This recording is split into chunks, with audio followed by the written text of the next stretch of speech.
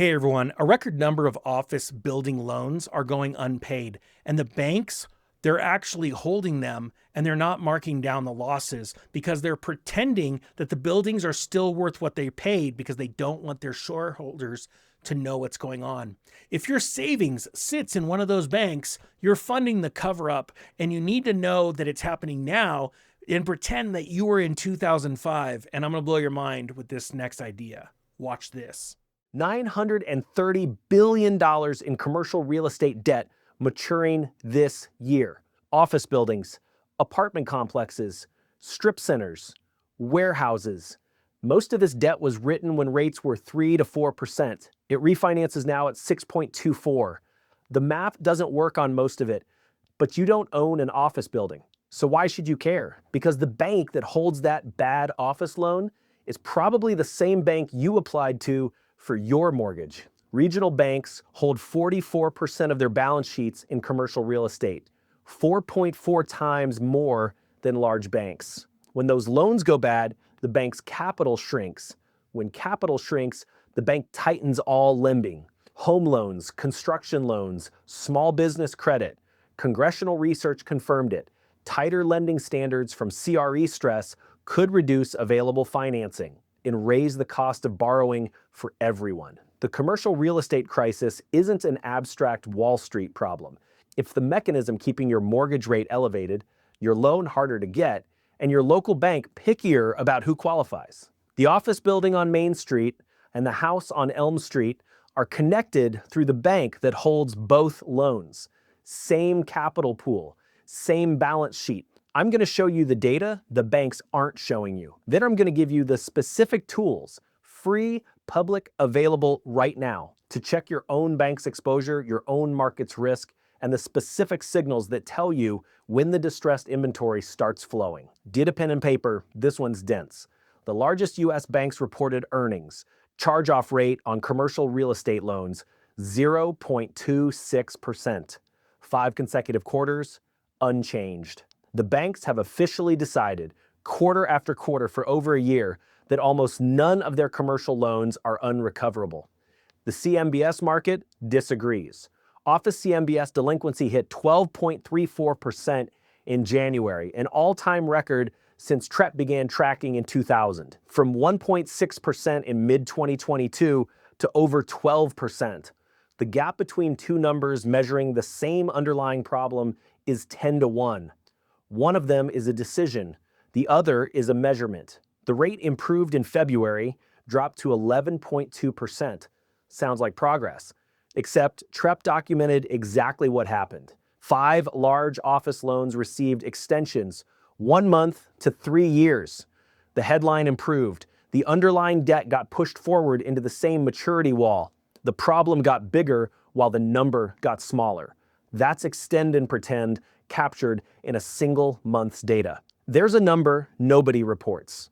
If you include loans past their maturity date, but still current on interest, performing matured balloons.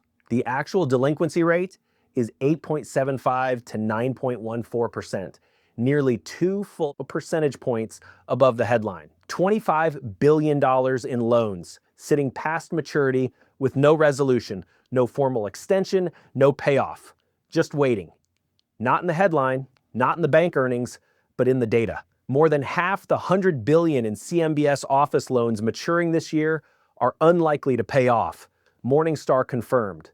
$57.7 billion likely to default. Another $9.9 billion at high risk. Nearly half of all 2019 and 2021 5-year loans failed to pay off at maturity. The 5-year loans from the peak are the biggest concern. Aggressive leverage, peak pricing, easy money conditions. Now repricing into a rate environment that makes the original underwriting impossible. The New York Fed documented what the banks are doing. Their words, US banks are extending their impaired CRE mortgages to avoid writing off their capital, leading to credit misallocation and a buildup of financial fragility. An academic study confirmed it. 44% of office loans appear to be in negative equity. Hey everyone, real quick, if you're wanting to buy a property during this downturn or refinance a property you already have, or no matter where you think we are in the cycle, you want to look at buying a home, I put together two courses, a mortgage bundle, the Mortgage Master Bundle, how to buy or refinance your current home, or how to buy rental properties, and how to optimize the mortgage to save thousands of dollars right at opening, right when you get the loan, and then save tens of thousands of dollars over the life of the loan. Okay, links down below. Check it out. It'll blow your mind. Now let's get back to the video. The property is worth less than the loan balance. The banks know the collateral is underwater. They're choosing to pretend it isn't. The Fed documented the choice, the universities quantified it, and the charge-off rate says 0.26%, 5 quarters running. Here's what extend and pretend means for you specifically. When a bank extends a bad office loan, it ties up capital that could otherwise be lent to a home buyer, a small business owner, or a developer building new housing supply. The New York Fed called it credit misallocation, capital keeping a zombie loan alive. If you're trying to get a mortgage from a regional bank, you're computing for the same capital that bank is using to keep its office loans off the loss column. Your mortgage denial and the commercial loss are connected. Same capital, same balance sheet. 1,788 US banks have CRE exposure over 300%. That threshold, 300%, is the line regulators use to flag a bank as concentrated in commercial real estate. Over 1/3 of all US banks are above it. 59 of the 158 largest US banks are in that category, named specifically Flagstar Bank, Zion Bancorp, Synovus, Valley National Bank. The transmission runs one direction. When a regional bank takes CRE losses, capital ratios drop.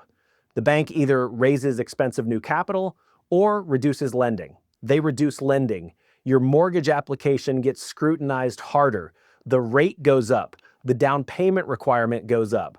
The construction loan for new housing in your market gets denied. Fewer homes get built. This is one of the mechanisms keeping the housing supply shortage locked in place. The MBER confirmed it. Banks concealing CRE losses constrain monetary policy itself. The hidden CRE problem is one reason your mortgage rate won't come down. Pension funds and life insurance companies hold significant CRE debt. When those assets get written down, the losses flow through to retirement accounts. The sequence is identifiable. Office first and hardest. Structural, not cyclical. Remote and hybrid work removed the demand that justified the underwriting. Portland, 38.4% office cmbs delinquency. Denver, 27.2%. The crisis isn't national, it's geographic. Specific cities, specific building classes. Class B and C multifamily in secondary and tertiary markets next. Overbuilt during the low-rate era, underwritten at rates that no longer exist. Maturities surge 56% this year. MSCI projecting a fresh foreclosure wave as the 5-year loans from the peak reprice. The wave is scheduled for the back half of the year. Troubled multifamily volume climbed from 1.1 billion to 13.8 billion. The stress is measurable, it's climbing, and it follows the sequence: office first, multifamily second. If you own a home or you're trying to buy, you are downstream of these losses. When regional banks tighten, home lending tightens. The markets share the same capital pool. Here's the payoff. Every source I'm about to give you is free and public. If you're a homeowner or trying to buy, these are the protection steps. Check your bank before you apply for a loan. Florida Atlantic University publishes a CRE exposure screener. It ranks the 154 largest US banks. If the CRE to equity ratio is above 300%, that bank tightens first. Have a backup lender that isn't on the list. 2 applications cost nothing. 1 rejection costs months. Understand that your mortgage rate is partly structural.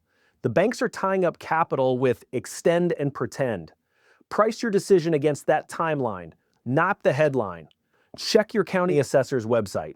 If commercial values in your district are falling, the residential side absorbs the difference through higher property taxes. If you're an investor, track distressed filings at your county recorder's office.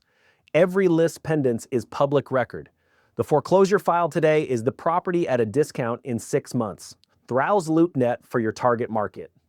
When listings sit for 90+ days, the motivated sellers are arriving. The viewer who understands the sequence watches the right asset at the right time. Someone's stress is always someone else's opportunity.